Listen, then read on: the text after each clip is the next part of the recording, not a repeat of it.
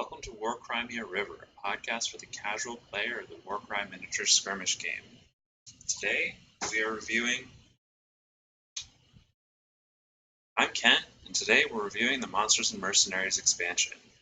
I'm live on Twitch right now, but if you're listening to the podcast, we'll go through and talk through some of the cool stuff that's in the book. So to start off, we have about... Let's see, the first 19 pages are mostly like fluff and pictures. There's a lot of really cool art throughout the book to sort of show you what the Bloodwind spoil looks like and what's going on there. So a lot of great art, a lot of great paintings showing like chimeras and what the landscape looks like. So definitely really, really cool. Stuff about the city of Karngrad. Let's see what else is here. A little bit of fluff on looks like what the allies that are coming in with this expansion. Talk about the different, it's like Dark Oath Warcry Queens, what they're doing there, the Knights Questor, and then it sort of transitions into some of the models that you can see there. So, in some of these pictures you have the Ogroid Thaumaturge, you have Giant, and they're sort of just hanging out with a bunch of these Cypher Lords. Then it goes into a lot of the other allied models again. So typical Games Workshop product where you have these beautifully painted miniatures, and of course they want to show them off a little bit. So got 19 pages of this sort of thing. Really cool models.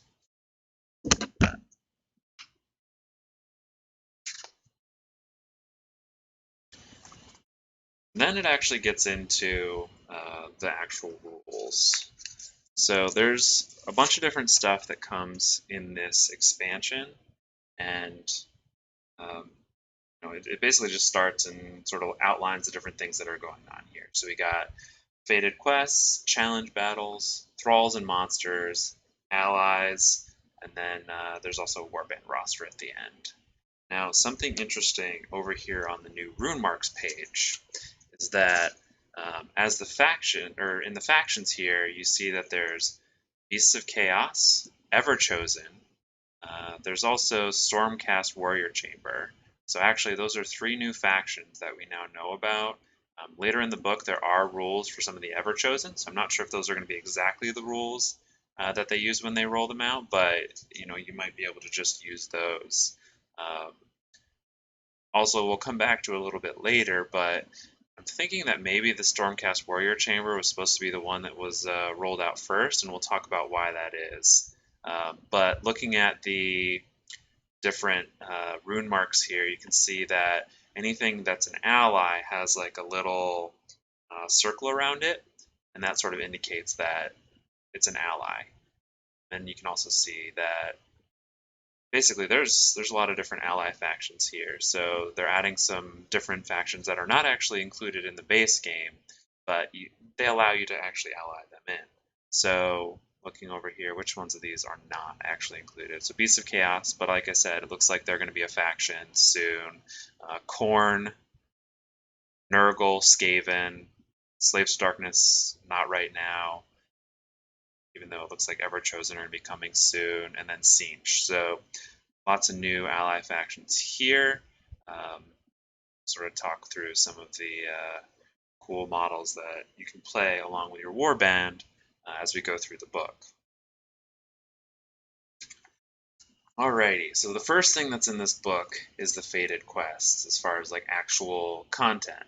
So the key with the fated quests is that they can be done by anyone. Or I guess all the quests in the original book could only be done by specific factions who are trying to complete specific things.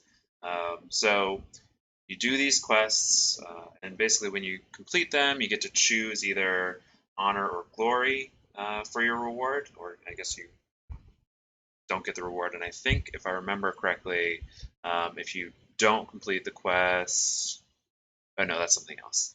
So when you complete it, you get either the honor, which gives you a command trait, or glory, which gives you an artifact. And each one of them has a specific command trait or artifact that it actually gives you. So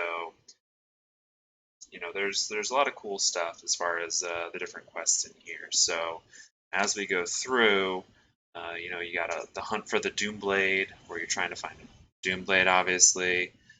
Now, an interesting thing about some of these is that they don't just use the default terrain setup, or the default terrain that's in the starter set. Some of them use the other terrain sets that you have to buy separately. Now, obviously, you could do a different setup, just sort of mix it up a little bit. It won't be exactly as the battle plans show, but it's not really that big of a deal in my mind. And then again, if you get the honor or glory, you have different rewards, and we can talk about those when we get to that page. The Crown of Davenok,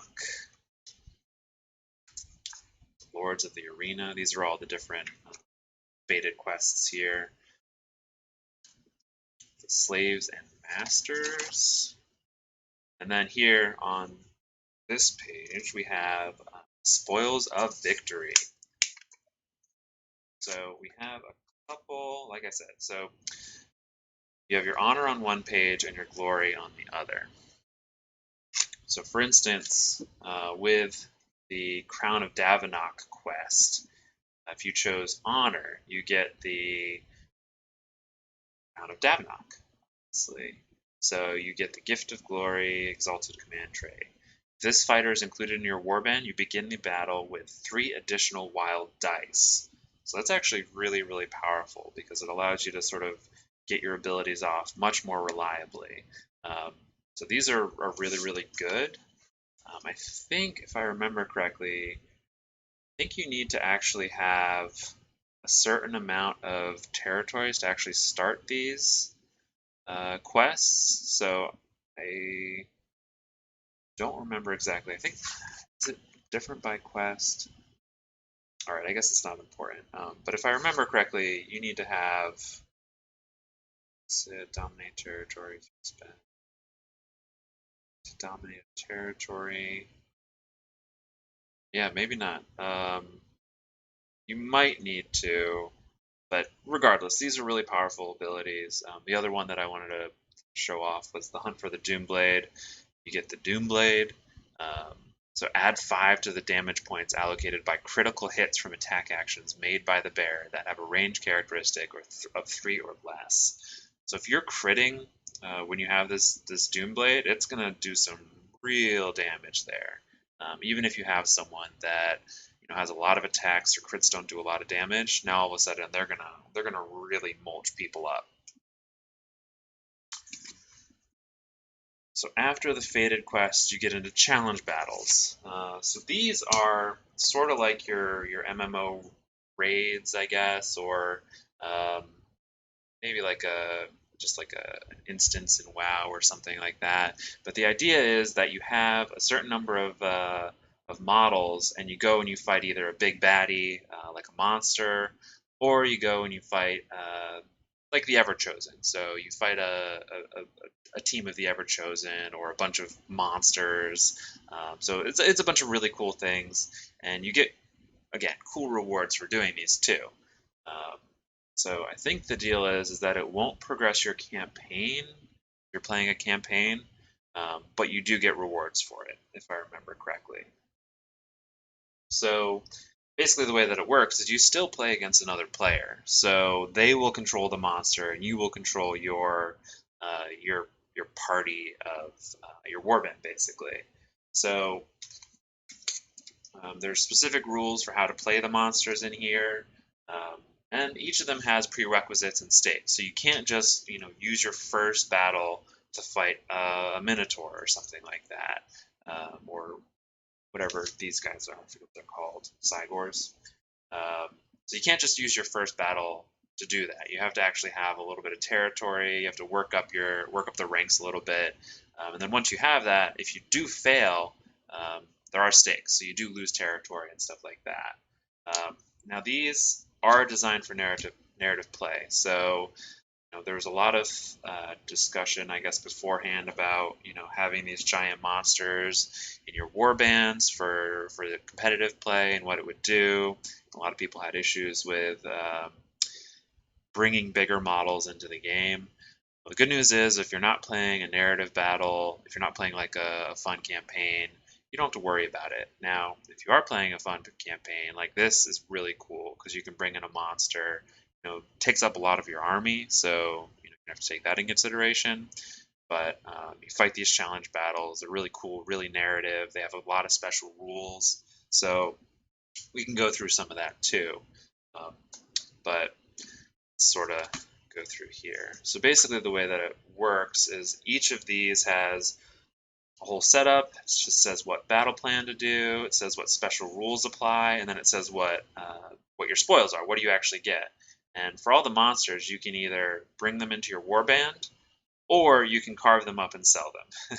So you can sort of chop up the monsters for parts and then sell them and then get magic items for your squad. So for each of the different types of monsters, there's a separate quest. So if you want to do a Chimera, there's Lair of the Trifold Beast. If you want to do any of the giants, so the Chaos Gargant, the Gorgon, or the Cygor, you do Colossal Carnage. If you want to do the Skitterstrand of Ragnarok, really cool model, do the Scuttler in the Dark. And then it gets into some other, and then it gets into the Terrorgeist or the Zombie Dragon, which you can sort of bring as well. Cool thing about this one, the Menagerie of Horrors that you do the Terrorgeist and Zombie Dragon quest for, you also have a bunch of like ads spawning in. So you can bring in 200 points or less of Legions of Nagash or Nighthaunt at the start of each round. So not only do you have this big monster there, but also you have these additional guys coming through as well. So really, really cool there. I think now, oh no, never mind. We still have the Trial of Serpents, which is the War Hydra and the Charybdis. So let's see, there must be something. Oh, this is cool because one of the special rules is Bang Crowd. Make a note of how many abilities are used by fighters in the Challenger Warband each battle round.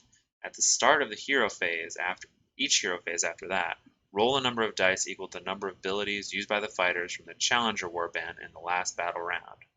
For each roll of a 6, the challenger gains 1 additional wild dice. For each roll of a 1, the adversary player gains an additional wild dice. So you have like these, the crowd around you. You're fighting these monsters, either the War Hydra or the Charybdis. And basically, if you're doing cool stuff, you're going to get rewarded for it. So that's really cool. Then we have Into the Jaws of Death. This one's cool because it's not like a single monster. It's the chaotic beasts, which actually later in this book, it's not just the harpies and the chicken, the chaos chickens, whatever they're called anymore. There's a bunch of other new chaotic beasts. So if you wanted to sort of like fight them, make it really cool, cinematic, just fighting a bunch of them, you can do that too. And then this is really cool. So we have the Hand of the Ever-Chosen. And basically, this is what I was talking about earlier, where you can actually fight against Chaos Warrior models as a warband. They're all really expensive. Like the boss guy, the Varangard, is 385 points. Are any of these other guys boss guys? Okay, yeah, you can also have a aspiring champion as your boss guy or an exalted champion as your boss guy, and they're only 220 and 250 points. But it's cool that you can actually bring in these Chaos Warriors now. I think. Okay, yeah, here we go. So using these fighter cards, the fighter cards on this page have been designed specifically for use with the Hand of the Ever-Chosen challenge ability. As such, these fighters cannot be added to a warband roster in narrative campaigns or included in a warband in match play battles. However, they can be included in a warband in open play battles. So as of right now, these are not the cards that you'll be using if the Ever-Chosen ever comes into, I think from the looks of it, Ever-Chosen is going to be one of the factions that rolls out next, just as like one of those little packs of cards like Stormcast that I have, but we shall see. What else do we got here? Okay, so next it gets into the rules for actual thralls and monsters. So I think, yeah, so thralls, already exist today. I think you can use, yeah, you can just use chaotic beasts as thralls. Basically, they're a way to expand your warband if you don't have um, additional models from your regular warband. So if I have just the guys from the starter pack here, um, I'm I'm not going to buy another set of these models for my Savage Beasts or Untamed Beasts. Um, what I can do is I can actually bring in some of the Chaotic Beasts if I want to in a campaign, basically. So there are additional ones of those. There's also new monsters. They have specific rules about how they deploy, how they activate. Cool thing is that they activate 3 times each round, but they can only take 1 action instead of 2. Um, so very cool. They have special rules on how they move and stuff. Now, this is what makes it fun, is not only do the monsters get abilities, but also if there's a monster on the field, you get abilities too. So like you get specific abilities that allow you to um, fight the monsters a little bit more efficiency or play around with them. So a good example of that the quad is taunt. So if you're hunting a monster, you can have one of your fighters go up there and taunt the monster so that the monster has to attack you instead of attacking other fighters. So, if you're really worried that the monster is going to squish one of your powerful fighters, you throw in one of your lower guys, your cheap dudes, and at least if he's doing squashing, he's just squashing a cheap guy. So that's fun. Um, the monsters have abilities too. So like this demolishing rampage, it actually allows you to take and destroy terrain feature. So that is super duper cool because you have this monster coming in and just like wrecking a whole area of terrain.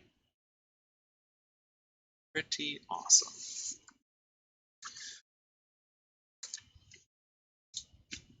On the side of monster, a thing to include here, like I said before, people were concerned about monsters being used. It says right here you can use them in open play and narrative play.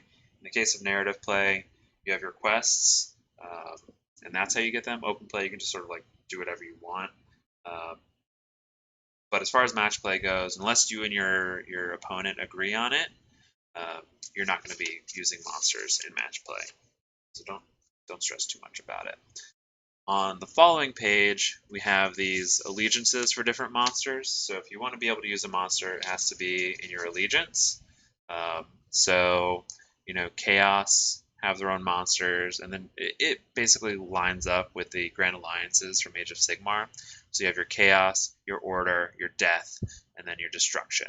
So if you want to ally them in, you need to have them match up and share, basically. Um, so, don't go buying a Terrorgeist if you're a Chaos warband. You want to get one of the Chaos Beasts, or Chaos Monsters, I should say. Um, interesting thing here, I don't think it actually means anything. So this is the symbol for the Stormcast Warrior Chamber.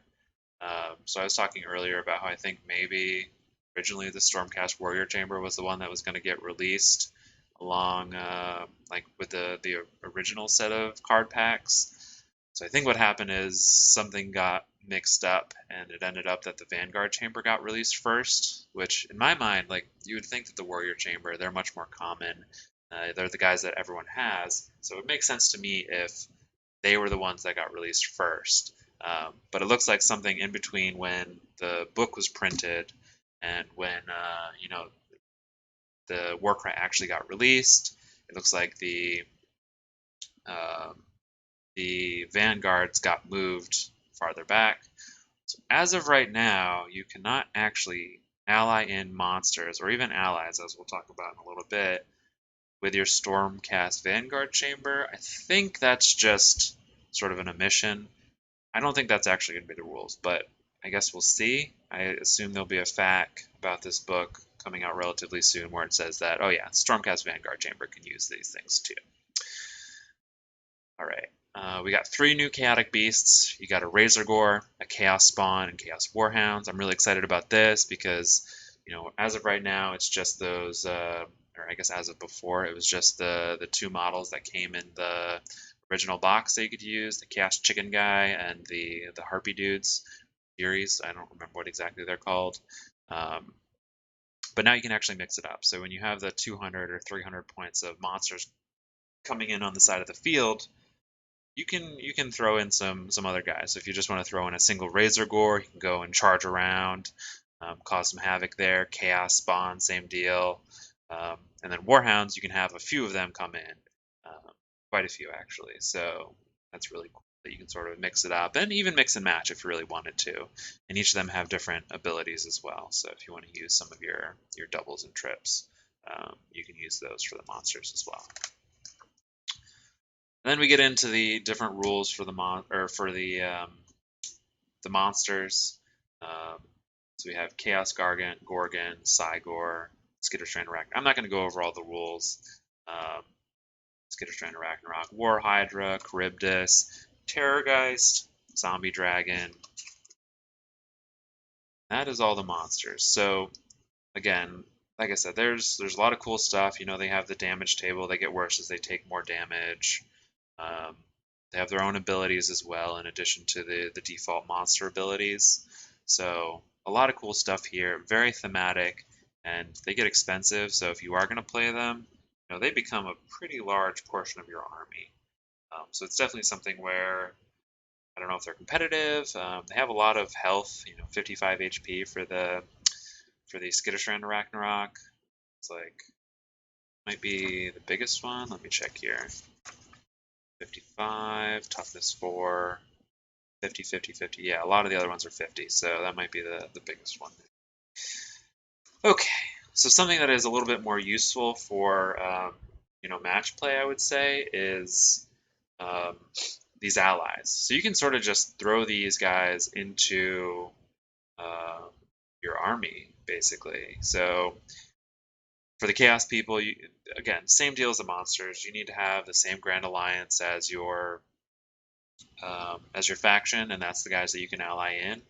Um, so yeah, it's pretty cool. So if you wanted to bring in different guys, whether it's the Tzeentch into your Cypher Lords or your Khorne into your Iron Golems or something like that, you can do that. Or if I wanted to, I could bring in some, a Stormcast Warrior model. Again, theoretically, I could bring it into my Stormcast Vanguard list, or if I wanted to bring in some of the other cool, weird models into my other armies, I could do that as well. So these are very cool. They're similarly pointed. I think the idea with these allies is mostly have some of these hero models. Why not use them? So I can appreciate that. I mean, I have my converted Ogroid Thaumaturge that I can paint up and actually use in here. So that's going to be really cool to use him with my Untamed Beasts, because he's converted up to be a little bit more bestial. He has like a stone club, and he has a tail from the stone horn, the ogres. So very cool model, and I'm excited to be able to use him in this, in my warband now. So very, very cool. All right, so let's go through some of these allies. Like I said, these essentially just they're hero level sort of. So a lot of them are around the 150, 200, a little bit more than that level. But they allow you to use your models. They each have their own abilities that they can use as well. So it does expand your options too.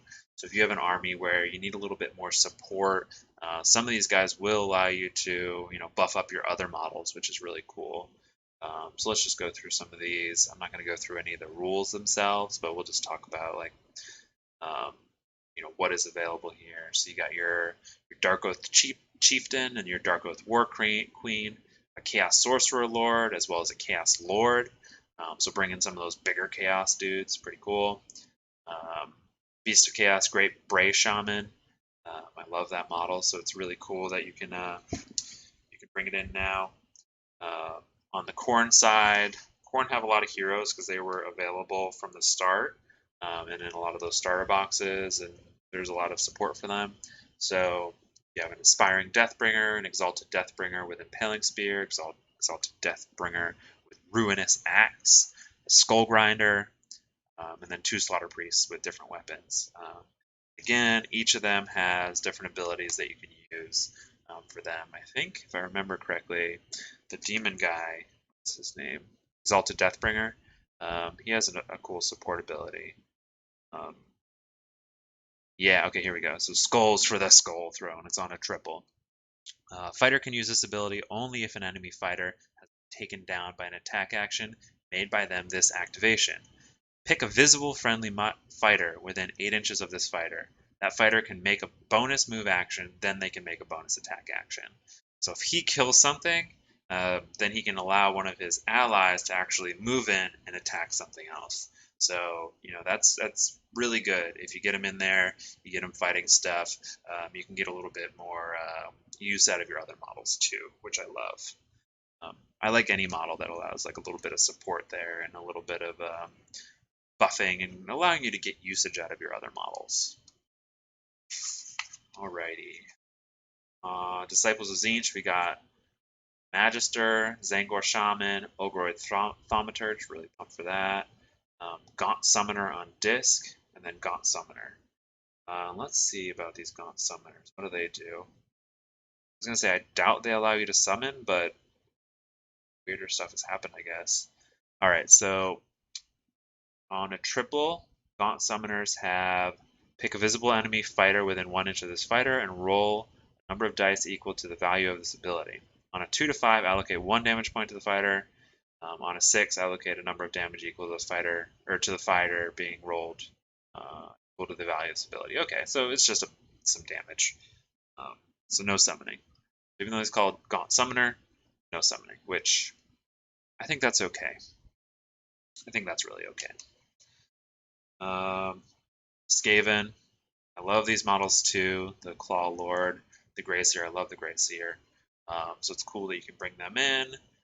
Maggotkin, Lord of Plagues, awesome model. So again, cool that you can bring him in. Let's see what he does if you look at his ability.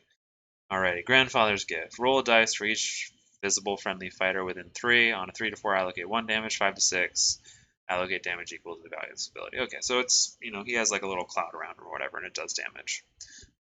So that's Lord of Plagues. There's also Lord of Blights. Alright, so those were all the Chaos ones. So if you have some of these models already, bring them into your army, Like I said, I got my Ogroid Thaumaturge.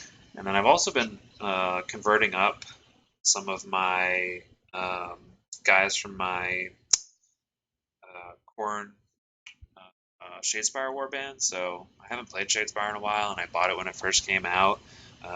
So rather than let those models just chill, I actually did a simple weapon swap, throw some horns on him, and now I'm going to use him as one of those Khorne guys. So that's going to be cool, and it's going to be really nice to throw him in with my Iron Golems once I get them painted up.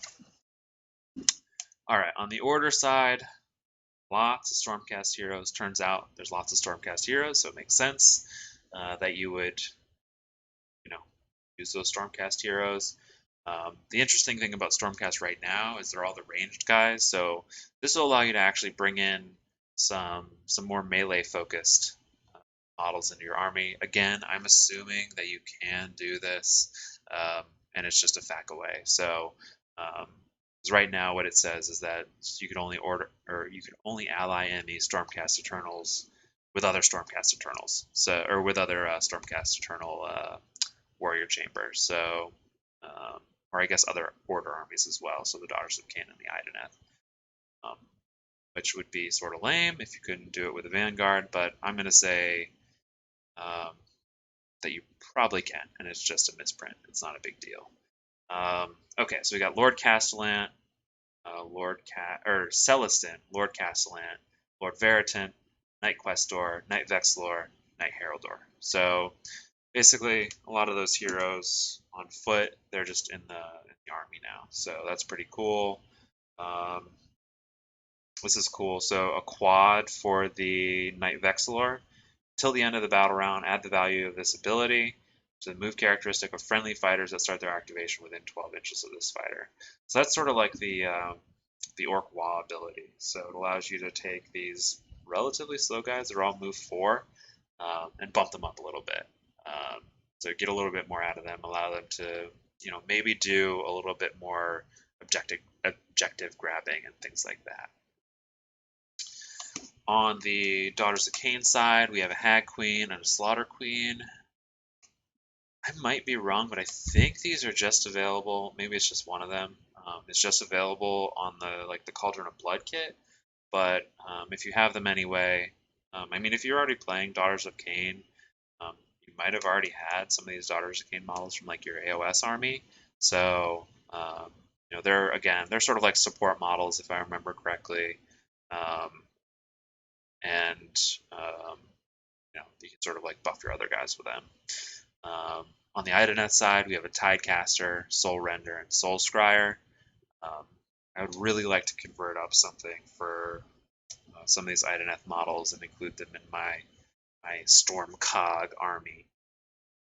Which, if you go to my Instagram at Tabletopical, see what that looks like. I would like to do something where one of these Idoneth is probably like the guy that's controlling all the Storm Cogs, because they're just clockwork automatons. So you gotta have someone pulling the strings. So it'd be really cool to throw in an Idoneth as the guy that's actually controlling them. Okay. Anything cool here? The Soul Render has a cool ability, a double. It's called Hangman's Knot. Pick a visible enemy fighter within 3 of this fighter. Until the end of the battle round, that fighter cannot make move actions or disengage actions. So if you have something really scary that the enemy has, as long as he doesn't have 3-inch reach, you can sort of move in there, tie him down, and he can't move. So that's probably especially useful for some of these bigger guys that people can ally in now. So if you do have someone that is like pretty killy, it's like 200, 250 points or something like that, and they don't have reach, just go in there, tie them up, and don't worry about them for at least the turn. And if you keep, it's only a double, so if you keep having him go first in the turn, as long as other people don't kill him, you can sort of shut people down. So that's pretty cool. All right, so moving on to death. Again, there's been a lot of support for Nighthaunt, so it makes sense that there's a lot of characters for Nighthaunt here. You got your Knight of Shrouds, your Cairn Wraith, Lord Executioner, Spirit of Torment, Tomb Banshee. So all very cool models. I really like the Lord Executioner, Spirit of Torment models. They're awesome. So let's see, what do we got here? So for the Spirit of Torment, since I like the look of it, we'll do his ability here. So triple Nagash's bidding until the end of the battle round. Add 1 to the strength characteristic of attack actions that have a range characteristic of 3 or less made by visible friendly fighters while they are within 6 inches of this fighter. Nice. So if you have a lot of guys with strength 3, bump them up to strength 4. That can be a pretty big swing as far as damage goes. So very cool, really good. He is 220 points though, so he's he's gonna have to pull his weight for sure. And if he just dies, that's not great. He does have 25 wounds though, so it's gonna be not easy to kill him. On the Legions of Nagash, oh man, okay, so you got your Lone Necromancer, and a White King.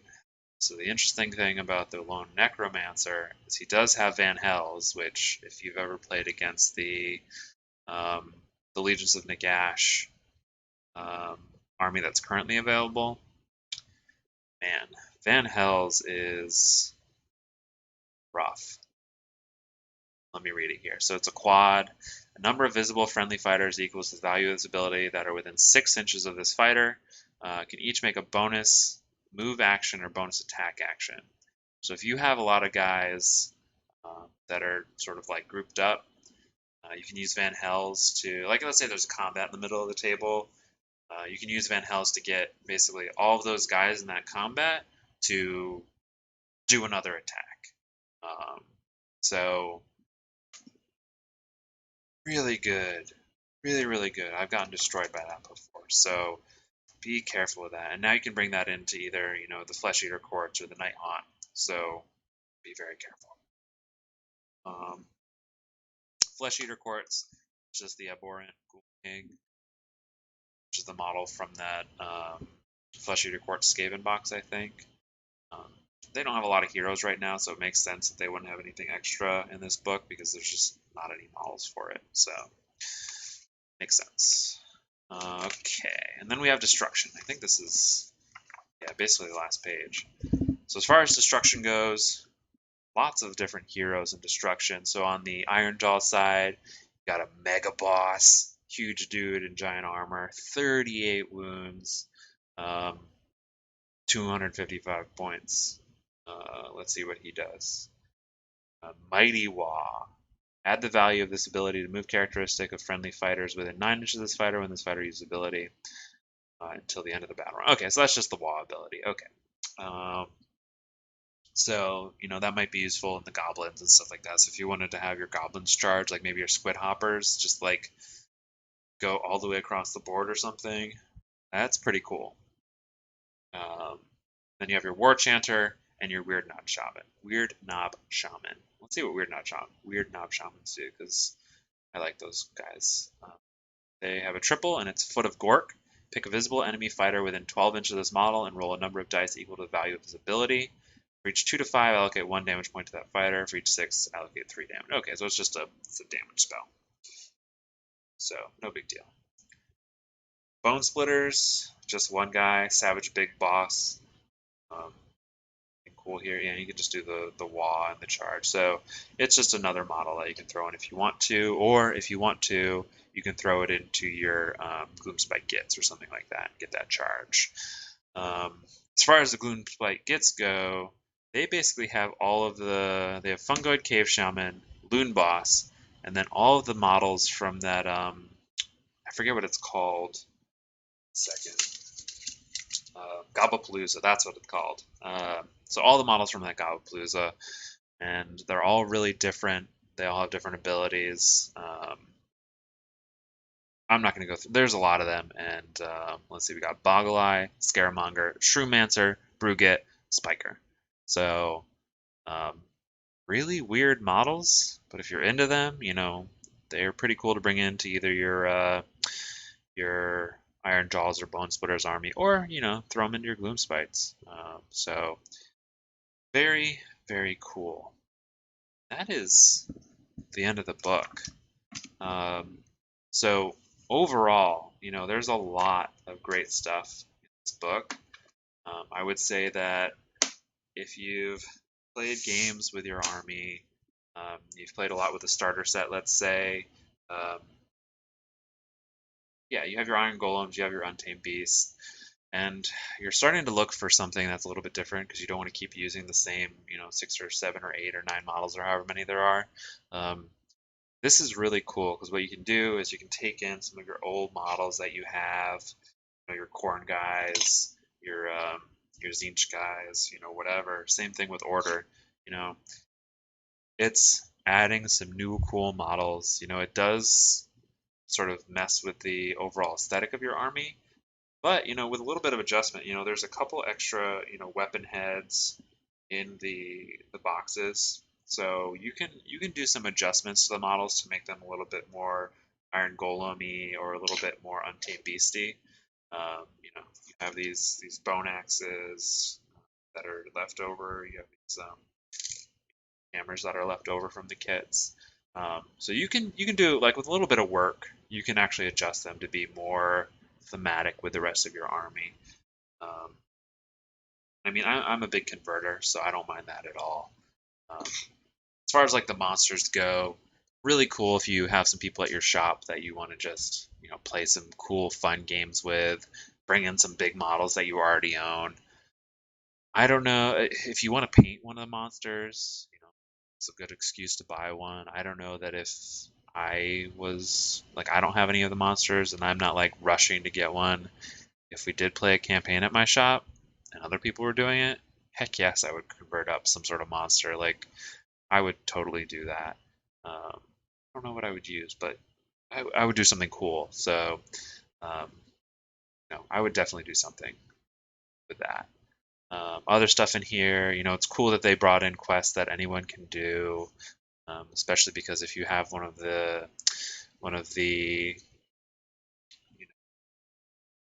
armies that only have one quest, like the non-chaos ones, like Stormcast, you only have one quest to do, and once you do that, you're sort of have anything else to do. So it's cool that you can actually do that and do a new quest and stuff. So um, that's good. I think that's it. If you want to see more of the stuff that I'm putting together, check out my Twitch channel, twitch.tv/tabletopical. Check out tabletopical.com for some of our other podcasts that we've been doing. We have some RPG podcasts, um, and you can find links to like all the different stuff I do. Um, if you're interested in role-playing games, check out Fellowship of the Tables. That's a Discord that I'm pretty active in. If you want to play either, D&D 5e or other games, uh, lots of stuff going on there all the time. I think that's it. My Instagram, Table Topical, Twitter, which I really never use, Table Topical, and you can download the podcast wherever you get podcasts, whether it's Stitcher, um, iTunes, or just like your regular apps. And if you could, subscribe to it and leave a review, it'd be really helpful for getting it out there. But yeah, I think that's it. Thanks for listening to Warcry Me,